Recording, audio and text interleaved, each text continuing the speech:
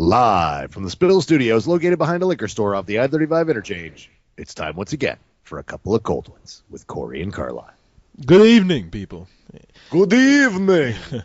After this post-Golden Globes evening going on, it was surprising, I have to say. Not that I'm disappointed by anything. I mean, I guess I am a little bit, but nothing to get too upset about. But I was definitely kind of taken aback by some of the choices that were made tonight, but that doesn't matter. At the Golden Globes? Yeah, and I like the Golden Globes. Golden Globes is the only place where you can see people fucking up and mingling in the audience, doing crazy shit. I like the Golden Globes, actually. I think they're a little more, they're less formal and a little more down to earth than the Oscars are.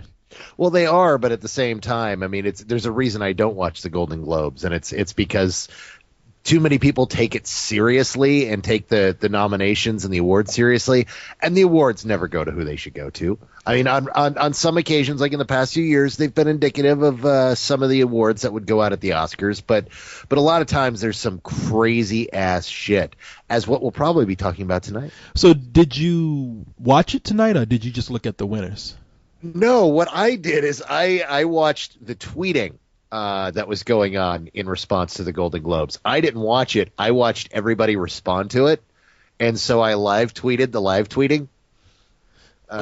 What, live tweeted? Like people just exchanging comments the whole time? Yeah, because all you have to do is sit in front of Twitter, and of course I'm friends with half of the film critic community, so they were all live tweeting for their readers, so I would have 20, 30 people go and say who won every award. And then when Jeff Bridges got up, I had 20, 30 people say the dude abides.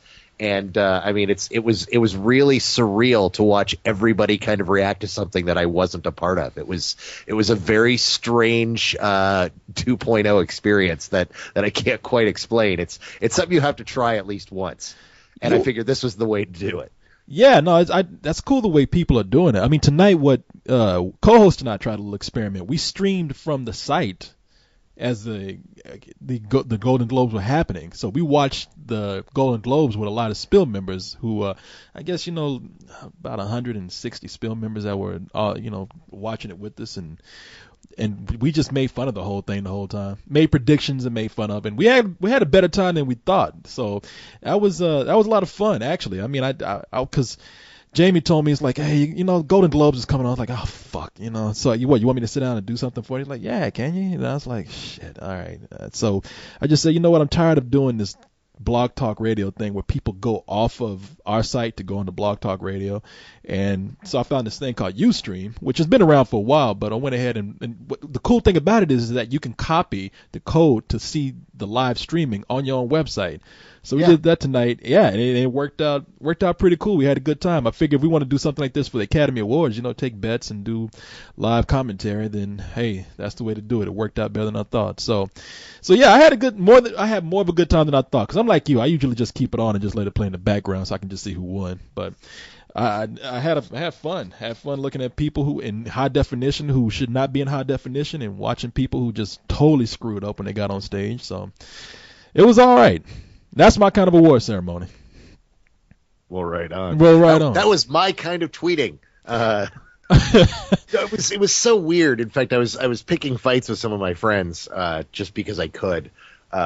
Because the minute awards that the Hurt Locker were up for went to other movies, and we'll talk about that in a little bit, immediately people started screaming about the Hurt Locker, and it was one of those things where it's like, really? You thought the Golden Globes were going to award the critically praised movie and not the audience praised movie? Really?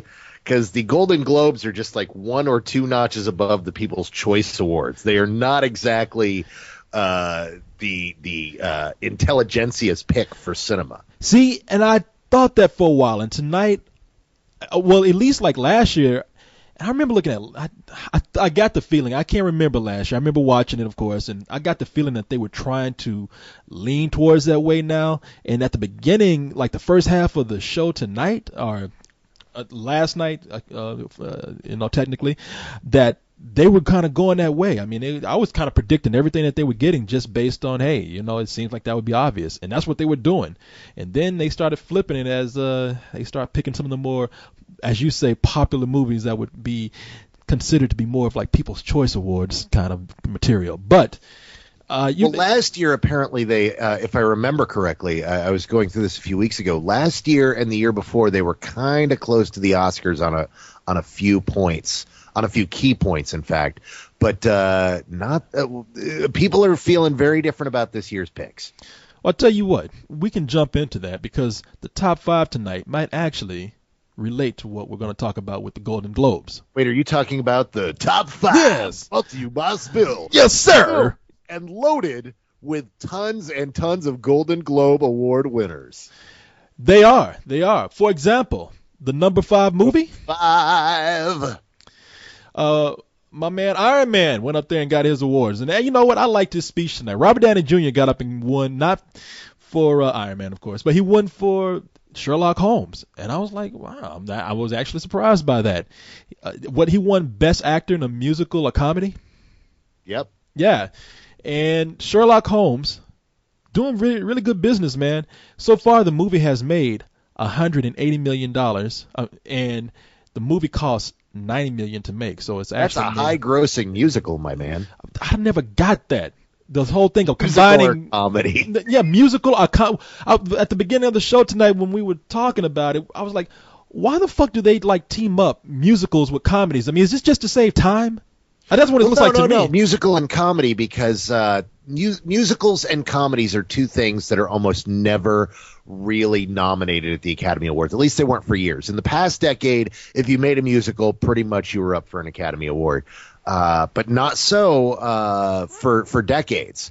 And so musical and comedy got to put together, and that allows them to nominate shit like Mamma Mia, which will never be nominated for Academy Award, or The Hangover, which may or may not be nominated for one Academy Award, but definitely not a Best Picture nomination. Well, and see, I got that. That I know. And I know there's not enough musicals or sometimes there's enough comedies to fill a whole category. But not enough award-worthy comedies. I mean, let's be honest. Once you get past the third or fourth comedy of the year, you're starting to scrape into the mediocre end of the pool to get the kind of films that you'd have to nominate for awards, and you have to be taken seriously. Yeah, so. And no, I understand that. It just seems like it's just a weird thing to just try to throw together. I mean, because that's what it really is. It's just like we don't have enough movies to fill both these categories. So let's just lump them together. And I understand the purpose for doing it, but never really got it. It just doesn't make sense to me. I still can't comprehend. But nevertheless, Sherlock Holmes did very well at the Golden Globes and at the box office. Still in the number 5. Has been in there for 5 weeks in the number 5. And God bless it. Yes, I really like that movie. And this weekend, it brought in $9.7 million alone. So, the number 4 spot. Speaking of Golden Globe winners, Alvin and the Chipmunks won for Best Movie with the Animated Rodent. And one for Robert Downey Jr.'s portrayal of Alvin. Yeah, the people don't really realize that. Actually, Justin Long was there. You got all these actors who play these fucking chipmunks, and you can't tell who they are. I mean, I don't know why they do that.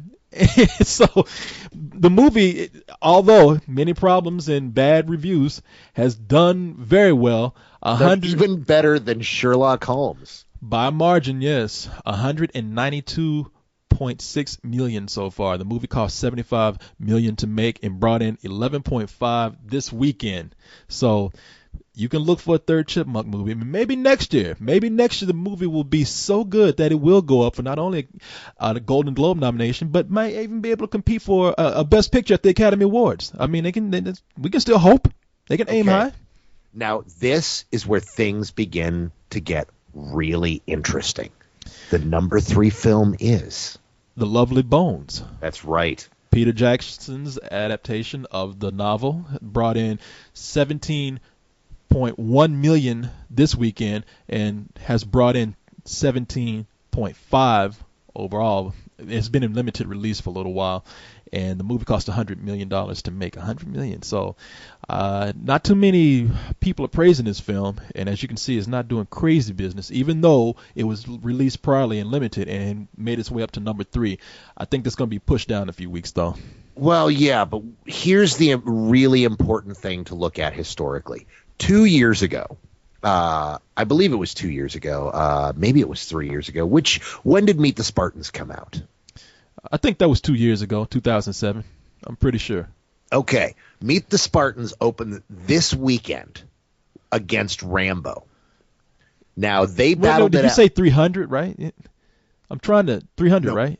No, Meet the Spartans. Meet the Spartans. Yeah, that movie came. Yeah, 2007. Yeah. Okay, this week. That was 3 years ago, 2007. It was struggling with this same weekend against Rambo, and one did 18.5 million, one did 18 million, if I remember correctly. Oh, you know something? No, Meet the Spartans came out in 2008 because I remember doing that review when we were working at Miva. So right on. Okay, yeah. well there we go. So it was 2 years ago then. Yes. Okay. Anyhow, Yes. point is, both these movies came out. They were going neck and neck, and the number one and number two movie of the weekend made 18.5 million and 18 million respectively. Now, I may actually be remembering the Sunday night numbers and not the adjusted numbers of the next day, but the point is, that was the number one and number two spot. The number three spot this week was $17 million, which is not even close to what the number two spot was this week. What we're seeing right now is Hollywood redefining what January was. For years and years and years, it's been the dump month, where let's dump out whatever crappy films we don't have faith in, and we'll let the Christmas carryovers do well at the box office and be able to explain that nobody has money after Christmas, as to why we don't have, why our films aren't making money. Yeah, it's kind of similar to August and September. Yeah, but we've seen the redefinition of August.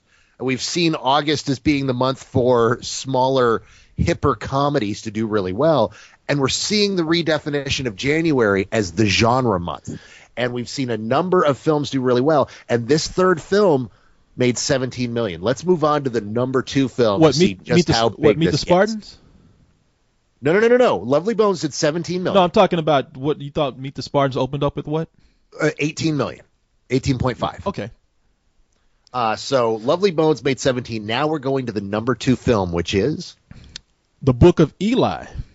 The Hughes brothers sci-fi apocalyptic western Badass training day part 5, So yeah, it made $31.6 million, man.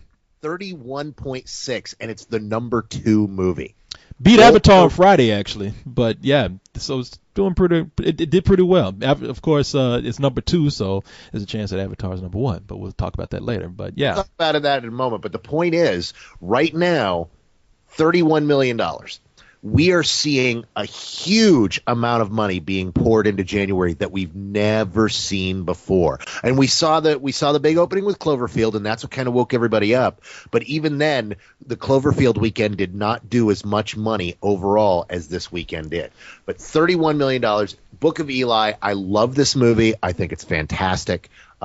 Leon loved it as well. It's a really cool fucking film. I'm really excited to see where a bunch of my friends have gone to see it this weekend, and I'm seeing mixed reactions across the board. But I dig on it, and I'm really happy to see that it did this well. Yeah, a lot of people are saying they're just closing in on these dead months. Like they're just finding ways to just to take advantage of them. So there's a theory that says, like, as this happens, you're going to see, and especially as the home market changes, the model of how movies are released, you're going to see maybe just like a couple of weeks where it's dead after a certain major period, instead of like a dry spell of a month or a month and a half. You remember what it used to be like, where the minute we got there was the last week of the year, which was the New Year's week, where there'd be a few straggler wannabe Oscar films that never were that great but were all right, and we knew those are the last good films we were going to watch until Valentine's Day. Oh yeah, and I remember. Oh yeah, definitely. And I remember when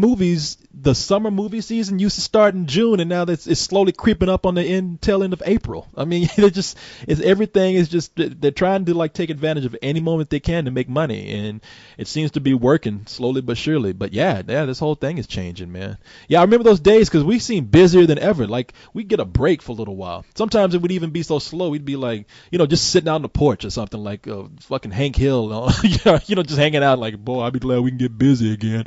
And then it would hit us hard. But yeah, it seems like less and less we're getting less time to sit down and take a breather as movies just constantly come out. Now let's move back to Book of Eli for a second. What's that? Here's a question I'm curious about. Do you think, and I'm not sure about this, I want to believe that this is not the case, but do you think the number we're looking at, 31 million, is in the neighborhood of what, why can't I think of his name right now? The guy who makes all the churchy movies. Kirk Cameron? No, the black guy who makes all the churchy movies. Oh, you're talking about God damn, Tyler Perry. Tyler Perry. This box office is in Tyler Perry numbers. Do you think that being black filmmakers with a black actor, that this was a largely black audience that might see this for the first week or two like a Tyler Perry movie and then vanish? No. This is more genre and action fans. It's a combination of a major box office draw and genre film. It's Denzel Washington along with an action sci-fi film that's drawing people in. Tyler Perry is a totally different case because Tyler Perry is an example of having a pre-locked market before you even get in there. And a lot of it is the black market that he made himself very popular on when he was releasing his movies, as we all know, on the Chitlin circuit. This case with the Hughes brothers being in this movie and making this movie and Denzel Washington being in it, I don't think it has anything to do with the black draw because it's not a black film. It's directed by two black directors, and a lot of people wouldn't know that if they weren't looking at deep into movies or knew the business that well. And Denzel Washington is a major star. So, yeah, I think it's that instead. See, I agree with you. I feel that way. But then again, as we all know, I'm in love with this movie. So I'm a wee bit biased. I really want to see this movie continue to do well. I'm actually looking forward to it. I mean, even with the negative reviews, because when we reviewed it, anybody who hasn't listened to the audio review yet, you should go to the audio review and listen to it because you have very mixed reactions to it, but two of them are very favorable, and one of them is very negative, and that was Cyrus's. And even Cyrus's negative review made me curious to see it. Well, yeah, I mean, his negative review is kind of funny because he kept saying, well, this didn't happen in the movie and this didn't happen. And I would say, yeah, no, that totally happened. And he would look at Leon. Leon was like, yeah, no, that totally happened. He's like, I don't know. Maybe I just tuned out of the movie. So it was really interesting to see that the one guy who was really negative on it had given up and wasn't even paying attention anymore. Well, I knew he wouldn't like it. And I'm not even talking shit about Cyrus. Just religious movies and religion, that's just not his thing. Just well, it's funny. One of the Hughes brothers is an atheist. Well, that's what I'm hearing is like, you got to take the movie in a certain context. Like, hey, look, I'm an atheist, but I don't walk in with a grudge against movies that have a religious theme if it makes sense within that world that they create. You know what I'm saying? Well, yeah. I mean, Leon believes the Bible is the second best fantasy novel, second to Harry Potter. Yeah, he's got the graphic novel. Yeah, he's got Bible, the graphic novel. So, yeah, I mean, he wasn't offended by it, but yeah, Cyrus was offended by it. And anyone who gets offended by anything that has, a religious intonation, just naturally knee-jerk reaction is going to be offended by it because, yeah, the guy's walking around with a Bible and there's a certain level of importance ascribed to that, but the film isn't religious. And that's one of the things, in fact, what I wrote about in my written review is the fact that it's a spiritual movie, not a religious movie. Well, that's what I'd ask you guys when we did the review. I said, is this religion or is this spiritual? And you guys said, no, it's very spiritual. And even me, knowing what the movie was about, at least that there was some sort of religious theme or spiritual theme going on, I was thinking to myself, you know what? This just looks like a kind of a badass modern day Western. I like this kind of shit. So. In fact, the thing is people keep saying Western, and really, it's a samurai movie. I mean, now, granted, the samurai movies were inspired by Westerns, so they do share a lot in common. But this is built on a classic samurai movie mold. Well, I'm just looking at the iconography in the movie. You got the Western town, you got the gunslingers, you got the trench coats. I mean, it's very dusty. It's like I'm looking at it, and I haven't seen it, so I can't really. It's more swords than guns. Really? Yeah, well, because he's a swordsman, not a gunman. Well, I know he's got a big-ass machete, so... Yeah, that he uses like a sword, and it's badass. Yeah. It's a samurai movie. I mean, and that's what I love about it. I mean, I'm a big fan of samurai films. As many of you who have been to my page know, one of my favorite films of all time is The Seven Samurai by Akira Kurosawa. Which, of course, was remade as a Western, as The Magnificent Seven, and remade as a sci-fi film, as Battle Beyond the Stars. And I love that story. But I love all the various cycles, the samurai and Zatoichi, and just the various, even Shogun Assassin, as goofy and bloods filled as that is. That's the one with which one is that? That's the one with the baby cart? Yeah, okay, yeah. It's the Lone Wolf and Cub adaptation. Yes. So yeah, this couldn't be more up my alley if it tried. It was handmade for me. It was like the Hughes brothers called me up and said, Carlisle, we need a film, and we need a bunch of elements that you're really into. What would be cool? Something that's philosophical or religious mixed with samurais in the Old West, post-apocalyptic style, and put someone badass in it like Bruce Willis or Denzel Washington, and I'll fucking watch it. And there the fucking movie is. So you know what it reminded me of? It just had a feel like one of my favorite movies, Mad Max, man. I don't know if it's and I don't know if that's what it's really like, but oh, absolutely. But the thing that it plays most to, do you remember the old film A Boy and His Dog? That's one of the coolest endings in a movie, man. Yeah, you guys talked about that in the review, and I didn't say too much because I hadn't seen Book of Eli, but I've seen A Boy and His Dog. Don Johnson. This movie actually visually references A Boy and His Dog in a couple places. There's even in one of the rooms Denzel Washington goes into, there's a ratty old poster of A Boy and His Dog. And the Hughes brothers even admitted that there's a sniper in the movie who's got a rifle, and they went and got the same make and model of rifle as Don Johnson was carrying around in A Boy and His Dog. Jesus Christ, those guys are nerds. They're hardcore, which is why I love them. They totally earn my respect with this film and with that kind of attention to detail, because that's exactly the kind of stuff. What I love about this is that there are all these little tiny references to those films that they love, but they did exactly what we've been talking about. They stayed away from the Quentin Tarantino school of let's do this tongue-in-cheek and remake our favorite old films, and instead said we're going to be inspired by these old films and make something that builds upon that legend. And this really does. It is such a fantastic film. And hey, it's badass Denzel Washington, who gets more badass with every movie. I mean, goddamn, he's worked his way up to a machete now.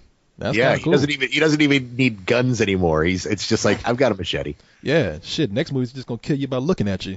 So let's go to number one. The number one film. Surprise, surprise. Avatar. 41.3 million is what it brought in this weekend, and has so far. Well, it is now domestically the number 3 movie of all time. Right. Yeah. Yeah. At 491. It's 3 at 491.8 million. Yeah, it is slowly creeping up on The Dark Knight. The Dark Knight fans, weep a few bitch tears. Enjoy being, there at the tail end of its beautiful year and a half run. But yeah, this record's about to be smashed. Yeah, I think it is. It really is. The 1.8 went away. Well, The Dark Knight has $533.3 million to make it like the second highest grossing movie behind James Cameron's Titanic, which is 600.8, and Avatar at like what 41 million after like how many weeks now? This is week 5 or week 6. That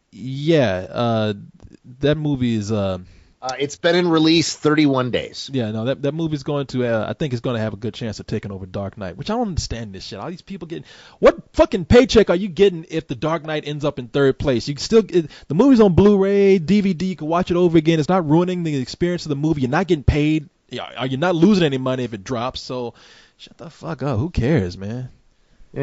It's the interesting thing isn't the Dark Knight record. It's that Avatar is about to overtake Titanic for highest grossing movie of all time. You think it can make it? It is sitting at $1.6 billion right now. Oh, it needs to get to you're talking about worldwide. I'm talking about worldwide. Yeah. No. It's gonna. I think it's gonna take Titanic domestic easy. I mean, it made $41 million this weekend. Even if it has a 50% drop off this week for some magical reason, it's still going to make $20 million next weekend. And I don't even think it's going to have that kind of drop off, because this is the biggest drop off it's had so far, and it's 17%. Its first week, it had a 3% drop off, and then it was a 9% drop off. And it's slowly going, but overall, it is going to have the worldwide gross. It will be the highest grossing movie of all time. Yeah, I would I would put money on that it would be, mainly because, as we talked about at the Golden Globes, picked up 2 big awards. Got it for Best Director and got it for Best Picture. Drama. So, dramatical Blue Cats. So, yeah, this movie is going to get a boost of business just from the hype of it winning, for all intents and purposes, 2 major awards. So, don't look at it to slow down anytime soon. And now, that's what kind of got me tonight, is that Avatar won like Best Drama and Best Director. I thought like maybe, and I don't know, do you think this is something that's going to repeat for the Academy Awards? I don't know. I really am not sure. This is something that's really got people up in the air, because no pun intended, actually.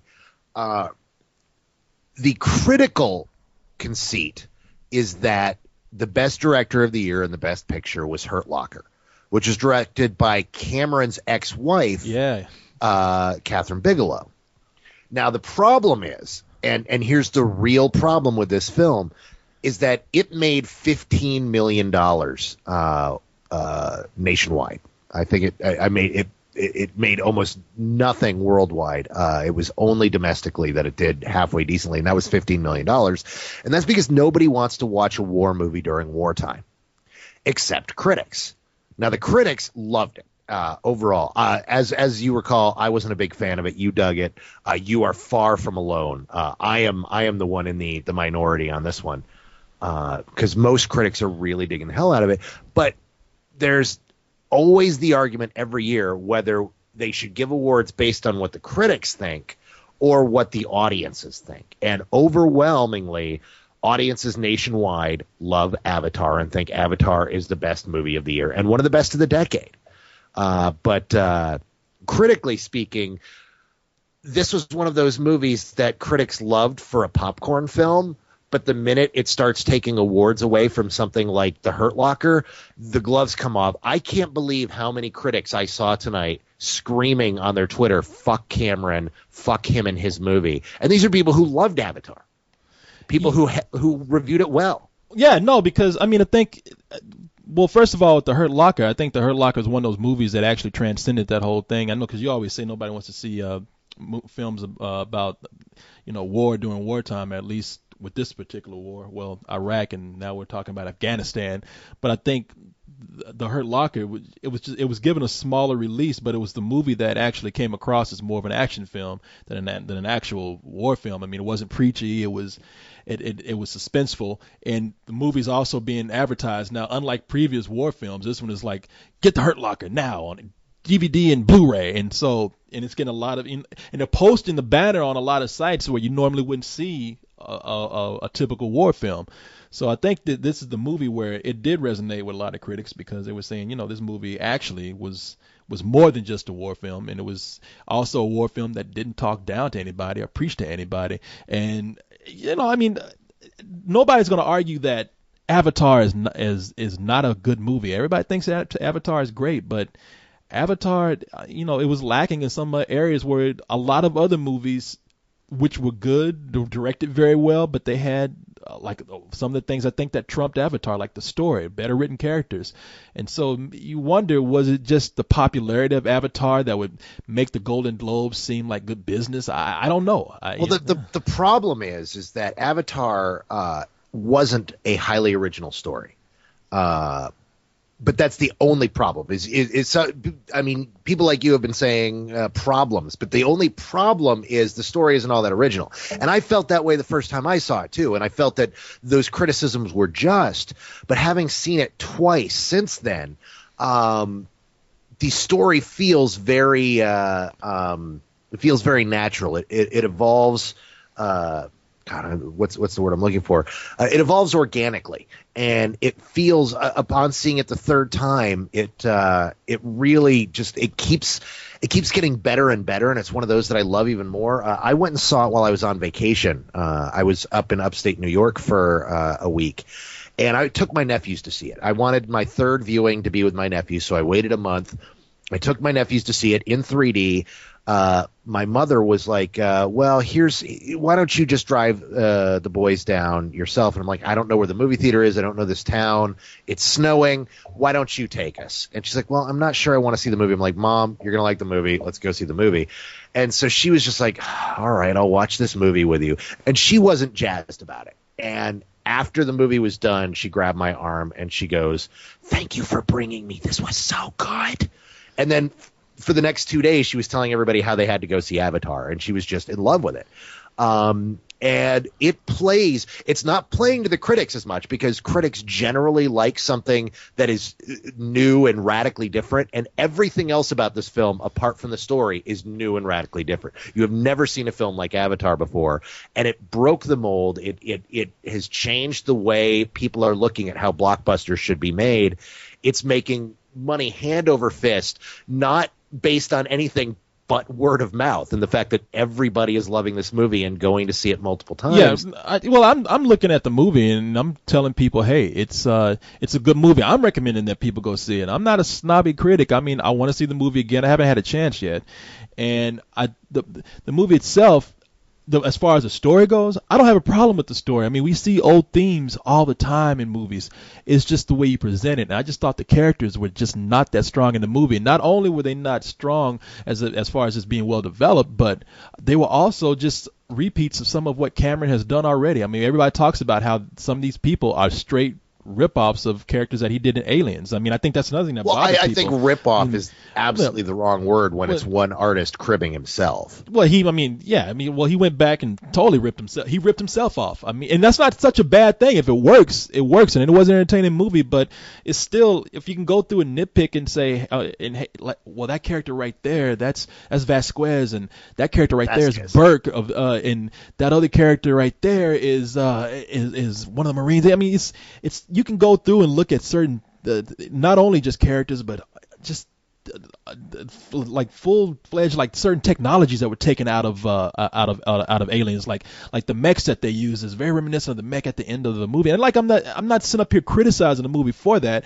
because it all worked together. And we've seen plenty of critics repeat themselves over and over again. But when you have movies out there, you have directors doing bolder things.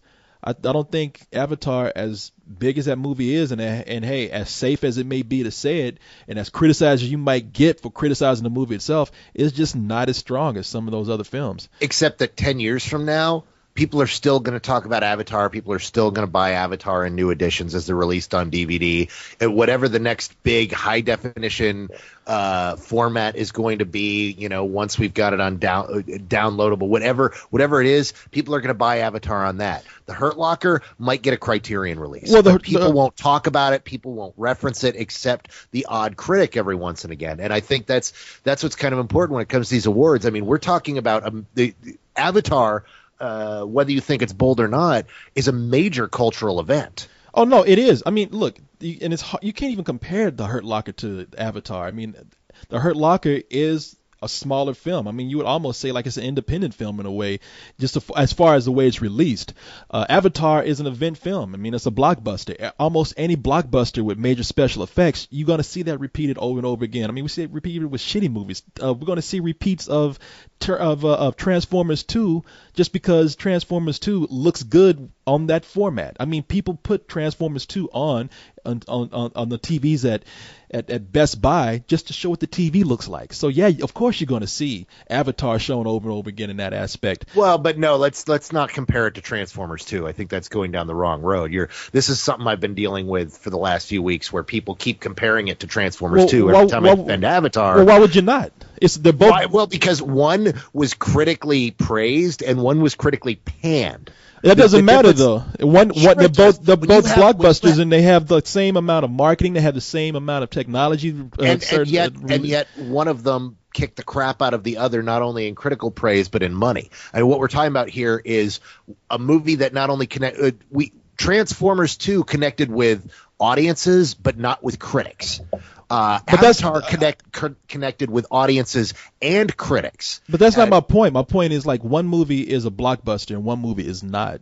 So they're going to have different tiers of being released and how people are going to approach them as years come. I don't think Hurt Locker is going to be a movie that's going to be forgotten. It's not. But see, the thing is Hurt Locker could be a movie like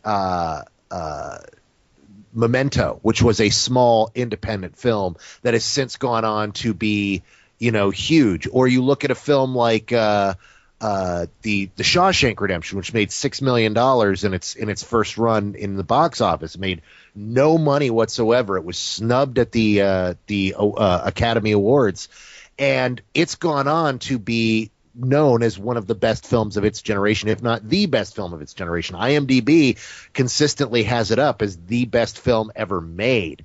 So, which movie is that? The Shawshank Redemption. Oh yeah, of course. And that was a incredibly small film with a relatively unknown cast at the time. Its biggest, Tim Robbins wasn't a big star. Morgan Freeman was, in Robin Hood, but he wasn't huge at the time. And so those films carried on and became cultural became cultural films in and of themselves. They became important and are still talked about and still bought and compared today. I don't see The Hurt Locker being that. I see The Hurt Locker as being one of those films that the critics love and then just kind of vanishes years from now and nobody really talks about it. Yeah, I don't know. I can't really say that. I think it's going to be a movie that, just for the praise that it's getting right now, it's a movie that's not considered to be like like an art film. It's a movie that's also it's an action film, so people are going to be able to watch it over and over again. This movie's being pretty much hyped over as a good Blu-ray buy, so the movie's going to be remembered that way also. And, that's what the marketing is pushing it at. at.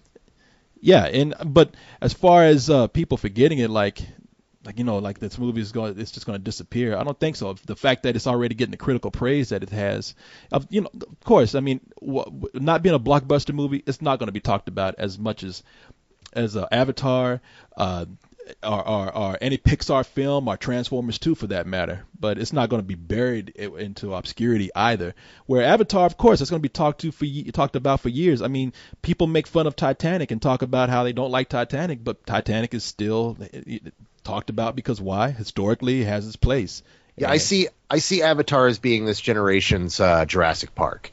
It's that film that really pushes the envelope for effects and what we expect out of a movie experience. But if you remember, when Jurassic Park came out, it did not come out to universal praise. In fact, I really don't like Jurassic Park. I catch a lot of flack for that. It just hit me at that time in my life where I was really bothered by the flaws in that film, and I really disliked it. And people, even critics, just look at me like I am a leper when I say that. You know what? Actually, that's a good comparison because Jurassic Park I see very much like Avatar. It's a movie where it has some very strong elements in there as far as giving the blockbuster going audience what they want. They got thrills, they got cool special effects, groundbreaking special effects. But as much as I love Jurassic Park, there's not one thing that you could say about Jurassic Park that I would probably disagree with you on as far as your criticism of it, because there are some major bad things in that movie. But I love it. Yeah, and I think that's how people are overall going to see Avatar. As you know, I don't think Avatar is a perfect film, but it was my third favorite film of the year. It was the third best film on my top 10 list. So I adore the hell out of this film. I think it's great. I think the real story here is the film that's getting shafted so far. Which one is that? District 9. Oh yeah, because everybody's talking about Avatar and Hurt Locker. And where is the love for District 9? I think District 9 is a better film than both those films. I think District 9 takes both those films out behind the woodshed and kicks the shit out of them. Yeah, and that's true. But again, District 9 it's a movie that's as great as it is relatively small, way smaller than something like Avatar, and very impressive for his budget. What was his budget? $30 million. $30 million. Yeah, that's a low budget film by Hollywood's standards, and so it's a tenth of the budget of Avatar. Yeah, but a much better film. And you're right, and I think you wouldn't disagree with me there. No, of course not. But I kind of expected this with District 9. No, I think you and I both love District 9, and you and I would totally agree on that movie, man. That movie. Yeah. But see, I guess I don't see it so much as getting the shaft as you do, because it's just a movie I knew was going to get pushed aside. I mean, it's a science fiction film, even though people love it. It's not something that's going to be safe for people to nominate for a lot of awards because of because of it being a science fiction film. But at the same time, it also has a first time director in there. But see, you're saying because it's a science fiction film, and yet people are worried that Avatar is going to sweep the Oscars. Yeah, well, that's. I mean, we're talking about the better science fiction film, the grittier science fiction film, the science fiction film that has something to say about humanity and the nature of existence. And head to head with Avatar, it's not even getting nominations. I'm glad you said that, because I know, and I knew you were going to say that about Avatar being a science fiction film, but Avatar has, first of all, the history-making story behind it. It has, like, James Cameron behind it. I mean, Peter Jackson. I don't know, maybe if it was his movie and it had a larger budget and it was more of an event film. Peter Jackson's producing on that movie. It's a low budget film. It's not really considered an event film. And the movie, while it had like a lot of hype behind it, it's still a low budget film that just kind of came under the radar. And so, but see, these are all the things you're saying about Hurt Locker. See, this is exactly it. I mean, District 9. You know what? Hurt Locker is great about Hurt Locker, and everything that's great about Avatar, and does them both better, and it's getting snubbed. But Hurt Locker is not a science fiction film. And a lot of people are not as afraid to approach that film and give it accolades as much as they would something like District 9. And, District 9 might have a chance this year of getting like a Best Screenplay award, but I don't think it's going to be getting anything else. That's the Oscar Gimme Prize. Exactly. We know you're the best film and the film everyone will talk about in 10 years, but we have to give it to Avatar. Exactly. And don't get me wrong. I think District 9 is like one of the best movies this year, and if I had my choice, it would. You hear that, guys? He hates District 9. What? Just said, I hate District 9. I don't want it to get any awards. Yeah, whatever.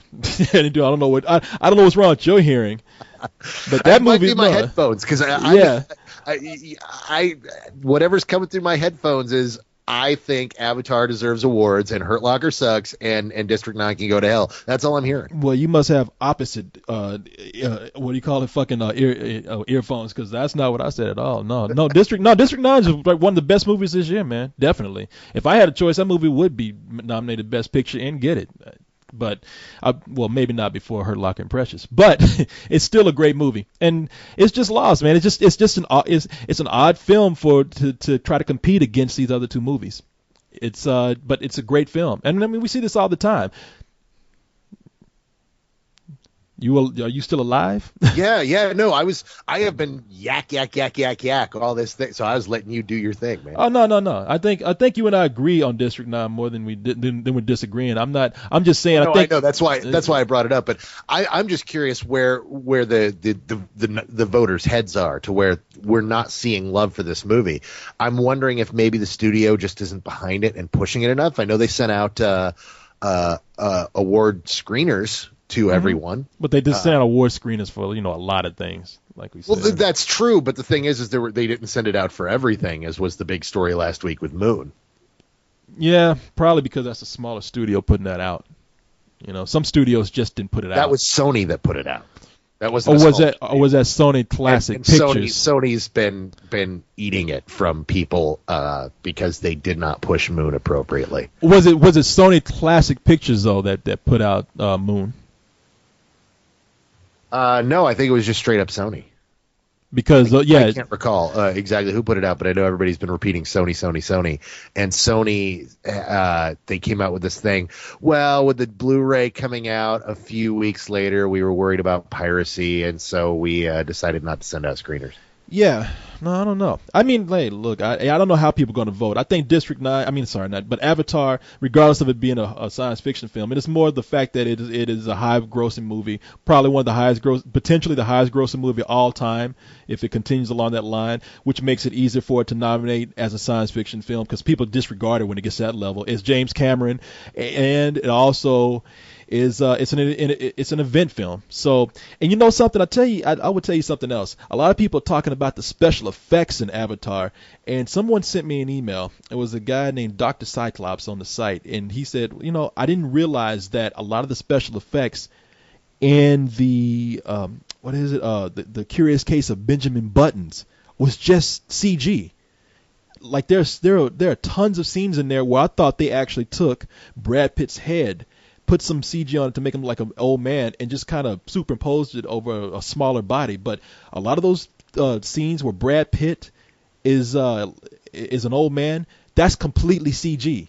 It's not him. And to me, because it's a human being and not a blue cat creature that we can kind of overlook, to me that kind of surpasses just a little bit Avatar's special effects. I mean, now James Cameron created a whole world, a whole alien world where, like, this is one of the first times people have said, I really feel like I'm on an alien planet now. You know, but as far as like we talk about the facial expressions and the eyes and all that. Nah, Benjamin Buttons. Maybe there was another movie along with Benjamin Buttons, but I think the guys who there is a documentary, or not a documentary, but a little video that they show the behind the scenes things that they've done to get those special effects. And I think he said this is landmark technology that we're doing here for Benjamin Buttons. And I have to say it is, and it beats Avatar, man. Well, special effects. Well, I don't know. I don't know if it beats Avatar because it very much looked like CG to me while I was watching it. And that was one of the problems I had was I was like, wow, we're almost there, but we're not quite there. And in terms of a film, the first half of Benjamin Button is so good. I mean, it was literally one of those best of the decade movies. And then the second half of it, once we get to the midpoint of his life, and then it's just about him dying, the movie just it loses all of its steam and it just kind of goes. So I don't think it's playing in the same league as Avatar. Well, I mean, I'm not talking about story wise. I'm strictly talking about special effects wise. I don't want people to get that confused. I mean, they're two different stories. So I'm not even trying to compare them to each other. One's more of a fantasy and one's a straight up science fiction film. But I'm just saying, look, for me, and this is me just admitting it, I thought that was Brad Pitt, and I had no idea that some of those scenes he was a completely CG character.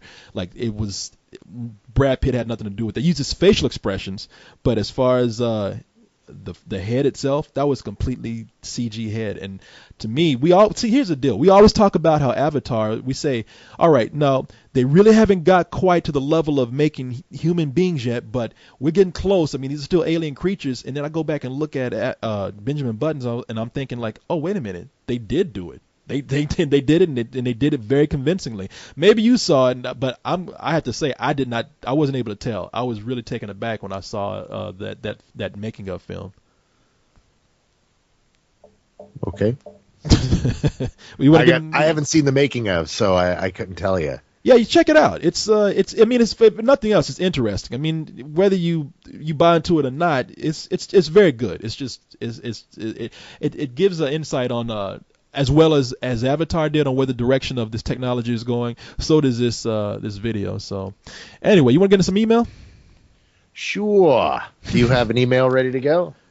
I do. You know what? I have an email for you. You might be able to answer this because I don't think I have. I can speculate, but I don't really know the answer to it. This comes from Joshi, and Joshi says, why does it seem like the studio that has the rights to the Imaginarium of Dr. Parnassus is trying to bury the film? This film is a unique story, has Johnny Depp in it, and even Heath Ledger's final performance, and it seems like this movie is destined to make millions and millions of dollars. However, the film opens up to two theaters and continues to show on a few hundred screens at a time. What happened with this film? You got any well, yeah, it received a lukewarm critical reaction. There's people like me out there that totally agree with you. I love this film. I think it's fantastic. It was me and my wife saw it and just fell in love with it. And it's just one of those movies that once it comes out on DVD, we're going to get the Blu-ray. We're going to watch it and love it. And it is exactly the type of film by him. Now I'm blanking on his name, the director. Oh, what are you talking about? It's literally slipping out of my mind. And now look, you sucked it out of my head too. And people are gonna get so pissed when they hear us say this. God damn it! I keep wanting to say George Plimpton for some reason, and it's not. I know that's not it. No, it's definitely not it. It's Terry Gilliam. Terry Gilliam, yes. And it's literally, we've been all about the Golden Globes tonight, and Terry Gilliam was not nominated. I think he should have been. I absolutely love this film. It didn't make it to my top 10 list, but it was just barely edged out. There's, the number 11 and number 20 are all they were all hard cuts from my list this year. And this was one of those films, but it received a very lukewarm critical reaction. A lot of critics were very much not into what this had to do. They hated the fact that every time they went into the Imaginarium that it was CG, and they loved Terry Gilliam's practical effects, but don't like his CG effects, and just didn't dig on the film. And I think that's what the problem is that they're very concerned about how people react to it. And The Dark Knight was considered to be Heath Ledger's final film, so you can't really always have a second final film. And I think they were, out of respect for him, tried to keep that down and not make it, not build the steam of that film based upon his death. So taking that out of the equation, it's a really hard sell. Yeah. And it's exactly the type of film that you release in limited release. And that was going to be my answer too. Again, not knowing anything that went on behind the scenes with the film, except for one thing. Again, people, correct me if I'm wrong here. Somebody find the answer to this if I'm incorrect. But I think the movie was rushed, so you had a problem with the special effects. A lot of people complained about the special effects. I know I was one of those people. It wasn't rushed at all. In fact, they got to take their time with it. That was exactly what Terry Gilliam wanted. He wanted Inside the Imaginarium to seem very unreal, and that's what he was going for. What happened was they were very fortunate. When they made the film, Heath Ledger had shot everything outside of the Imaginarium. That was all shot already. All they had left was everything inside the Imaginarium. And it just so happened that every time he walked into the Imaginarium, it wasn't really planned that way, but how it came about in shooting, he was wearing a mask every time he went into the Imaginarium. So when they came up with the idea to use different actors to play him inside of the Imaginarium, they were able to have that mask and have him walk around and then take the mask off. And we were able to have this great device in which other great actors did their version of Heath Ledger's character in the film. So, but they had plenty of time to shoot it. I mean, keep in mind that they had over half the movie in the can in the beginning of 2008. So, and now it's being released now at the end of 2009. They had their time with this. They had the money to do it. This is just what he wanted. Well, even if he wanted that, maybe I was hearing like the effects just looked rushed, because I remember looking at them and at the end of it, and this isn't me like picking on the effects and saying that people are saying this just to back myself up. No, I remember a lot of people saying this about the film, that near the end of it, characters had like this halo over them where they had really bad blue screen effects, and the movie itself, as you said, it's just a hard sell. It's a film where it's not only a hard sell because the movie gets weirded by the fact that you have a character that has died and they've had to replace him by other people, but it's one of those Terry Gilliam films where it is Terry Gilliam. It is not a mainstream film at all. It is Terry Gilliam being a very visual director instead of being, more of a story-oriented director. Well, I have to really disagree with you. I mean, well, hold on. I mean, you can disagree with me, but I'm telling you, this is why the movie was not put out there. I mean, you might think this is a great film, and I'm not arguing with you on that, but the movie itself is a hard sell. I mean, it like I said. Sure, but I don't think it doesn't have to do with him being a good storyteller, or with him being more visually based. I think it has to do with the nature of the story. I mean, the nature of the story is it's a fairy tale about a guy who's addicted to gambling. And but that story is still hard to sell, though. I mean, the way that story. No, and I agree with that. The way that story, yeah. Well, that's what I'm saying. We're both agreeing on that. That the story itself is just a hard sell. I mean, whether you think he told the story well or not, it's not an easy story to tell. And I don't think I don't think for mainstream audiences that story flows very well. And so in effect, you have a movie that is going to get a smaller release no matter what, no matter where. And I don't think they're trying to bury the film. It's just it's hard to find an audience for the film. And again, Heath Ledger, I think, they didn't plan for him to be played by different characters, and having him played by different characters already puts just this weird spin on a story that's already kind of out there. So I don't think they're trying to bury the film at all. I mean, nobody wants to bury a film like that, especially when it has this whole history behind it of somebody's death, which could look. I'm not saying that that's something that people should try to. I don't think they should exploit Heath Ledger's death, but they certainly could have got some business behind it by saying, "Hey, Heath Ledger's last performance." But it just wasn't a movie that could even benefit from his name. So That's my take on it. But right. yeah, you have an email? I do. I've got a couple tweets. Let's Okay. just. Gaijinder asks, "Do you feel there's a fine line between throwing logic out the window on purpose and bad writing, or is it all subjective?" Wait a minute, what was that again? Now, this is I picked this one out because I know this is something where you and I are often part ways. But the question is do you feel there's a fine line between throwing logic out the window on purpose and bad writing, or is it all subjective? You're right. I think you're a little more forgiving of logic in movies, but I say if a movie can work by its own logic if it sets up certain physics within its world or certain rules within its world. The only time I get upset or I don't buy into it is when a movie sets up those physics and those rules and then goes against them by doing something that doesn't fit. But yeah, see that bugs me a lot as well. Although to answer the question directly, I think there is a fine line between throwing logic out the window on purpose and bad writing.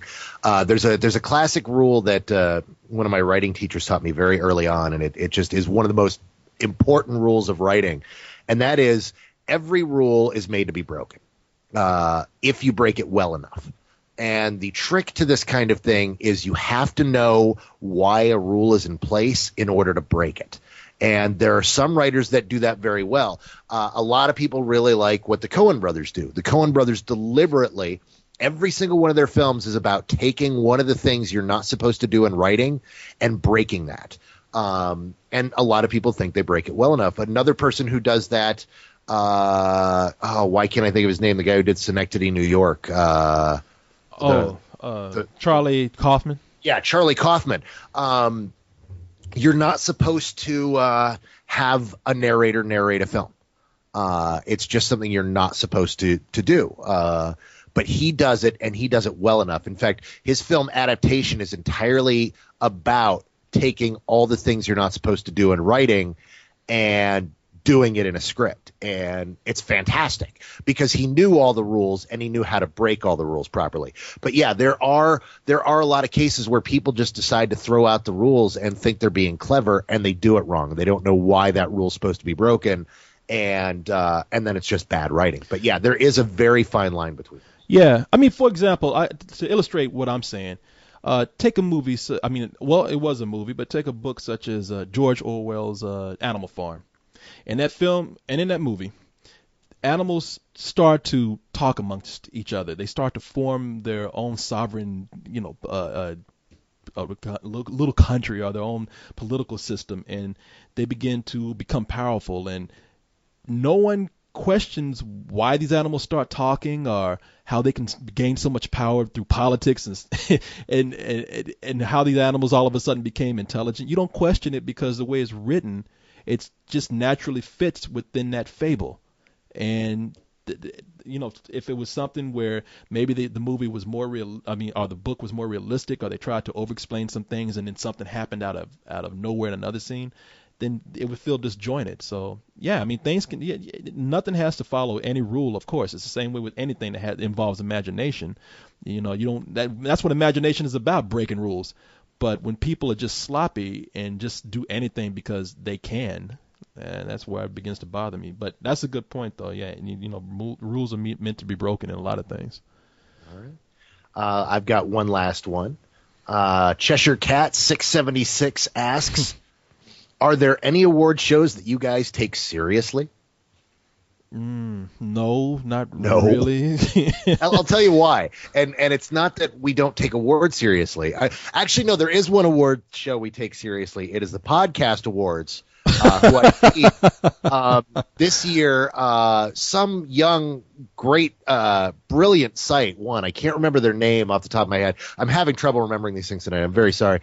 Yeah, it escapes my mind too. We take those very seriously. No, No, anytime you add the word show to it, that's where you lose me. Because once you add show, now you're trying to make awards entertaining, and you're trying to connect to an audience, which means that the awards are playing to the audience, which means it's not necessarily something to take seriously. There are awards we certainly take seriously, and all of us take different ones seriously. I'm a big fan of the Nebulas and the Hugos, being a science fiction dork and such that I am.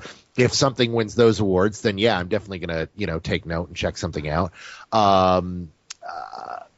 But generally, like when it comes to film, the award shows aren't anything worth spending my time on. I mean, I watch the Oscars because, well, you can't be in this career without watching the Oscars. You can be in this career without watching the Golden Globes, as evidenced tonight. So if you have web access, you don't need to watch the Golden Globes anymore. So, which is a wonderful, wonderful thing. My eyes and liver are fine as a result. But so yeah, no, we don't take the shows seriously at all. Yeah, I can't really add on to that. You summed it up. I mean, you summed it up right with that sentence that said, once you add show to it, it's a show. Yeah. So do you have one last email you want to read before we take off? You know what? Nah, we can go ahead and take off. All right. We're good. Well, then, good night, everybody. Good evening.